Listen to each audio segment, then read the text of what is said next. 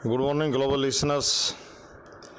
हरियाणा विकास के लिए चौकड़ी भरता रहा है और भरता रहेगा।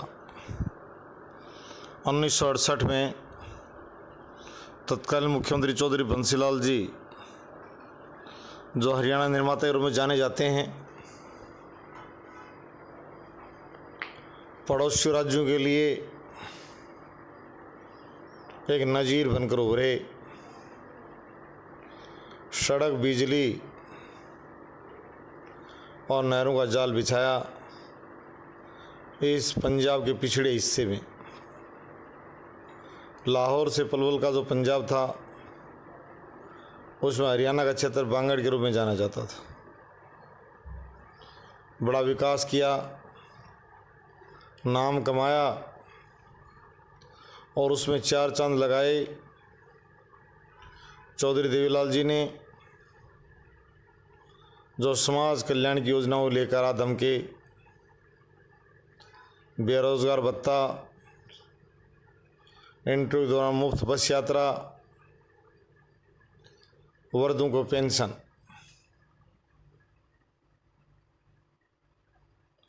ओल्ड एज पेंशन स्कीम लेने वाला हरियाणा प्रथम राज्य बना देश में। और चौधरी देवीलाल इस काम के पुरोधा बने।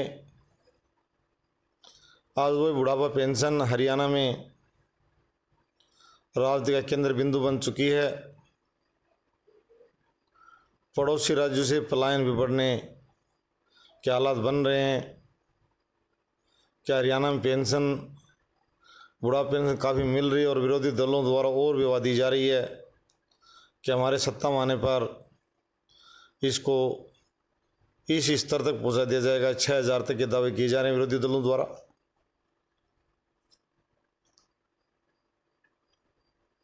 ये दूसरे राज्यों के मुख्यमंत्रियों के लिए भी मैं विशेष रूप से राजस्थान और उत्तर प्रदेश, मध्य प्रदेश जैसे राज्यों से कहूँगा कि संपदा के मामले वो भी किसी से कम नहीं है। सोच की ज़रूरत है, सोच बदलें। दिल्ली और पंजाब भी हरियाणा से पीछे, आगे नहीं है। हिमाचल, चंडीगढ़, वो भी सुधर लें। यानी मैं कहूँगा कि लोगों को पेंशन के मामले में पूरे देश में एकरूपता बनाई जाए। अंतर्राज्यीय विकास परिषदें भाग लें, इस मुद्दे को लेकर बैठ के आयोजित करें और पूरे देश में इसमें एकरूपता हो। ओल्ड एज पेंशन स्कीम लागू हो और हरियाणा सरकार इसके लिए साधुवाद की पात्र है। सभी सरकारें गठन के समय से अब तक सभी ने कुछ लोक कल्याण के लिए 2 आंकड़े नए जोड़े हैं, हर सरकार ने। और जिला निर्माण का कार्य भी हरियाणा में गति पर रहा है।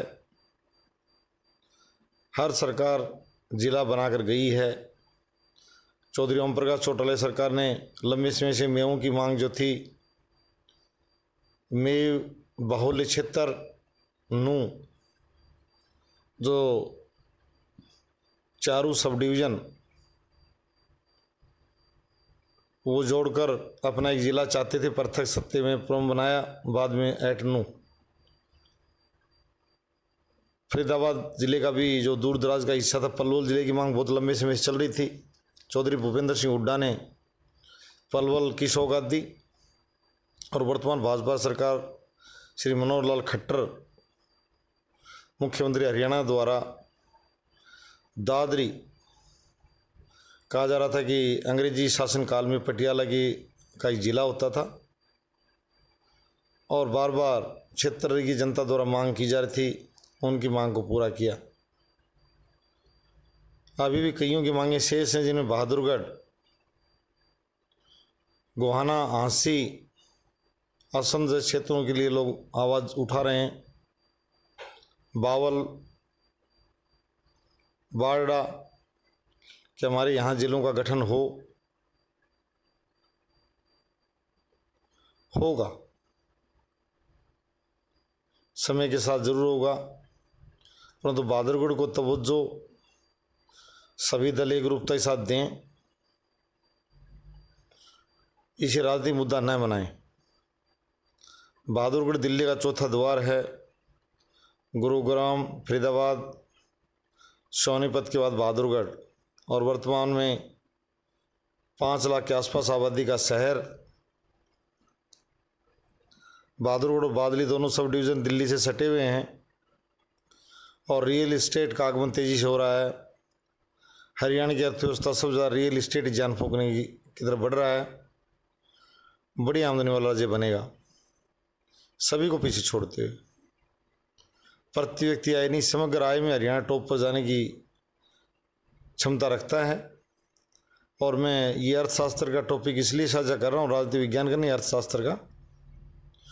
मैं सभी से, हरियाणा सरकार और दूसरे दलों के जो प्रतिनिधि हैं, विधायक सांसद, में उनसे कहूँगा कि वो एक दूसरे को श्रेय लेने की होड़ न लगाते हुए इस राज्य हित, बहादुरगढ़ बादली जनता के साथ राज्य हित में, मैंने पहले कहा कि रियल इस्टेट के जो मेयर थे उनकी मांग है कि यहाँ बहुत बड़ी आबादी पलायन कर रही है दिल्ली से और दूसरे राज्यों से, इसको अविलंब बिना किसी देरी के जिला बनाया जाए ताकि निवेश को बल मिले और बहादुरगढ़ की जनता की मांग पूरी हो। तो मैं ये आज इस पूरी जो कहानी मैंने हरियाणा विकास की, इसमें यही कहा कि बहादुरगढ़ को जिला सरकार जल्दी घोषित करें, ये राज्य हित में भी है, और रियल इस्टेट को ताकि आप बल मिल सके और गति मिले जल्दी से। इस क्षेत्र में गुरुग्राम की तर्ज पर बहु गगनचुम्बी इमारतों की भरमार हो। धन्यवाद।